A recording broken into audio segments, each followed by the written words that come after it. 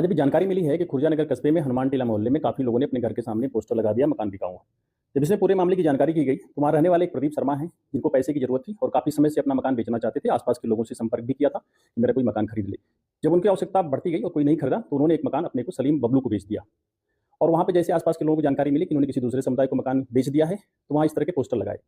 यद्यपि जानकारी में ये भी बात आई है कि अभी तक प्रदीप शर्मा का परिवार ही उसमें आवासित है, बबलू वहां पे गया ही नहीं है, वहां कब्जा ही नहीं पाया अभी तक। और सलीम बबलू से बात की गई तो वो अपना मकान दोबारा फिर किसी को बेचना चाहता है। कोई भी आसपास के लोग, उसी मोहल्ले के लोग कोई भी ले सकता है। अगर वो है तो तैयार है इस बात को, मकान को वापस करने को भी तैयार है। तो वहाँ पे इस तरह से पलायन जैसी कोई बात नहीं है। लोगों को इस तथ्य से जानकारी में डाला गया, लोगों ने पोस्टर भी हटा लिया है और वहाँ पे शांति है।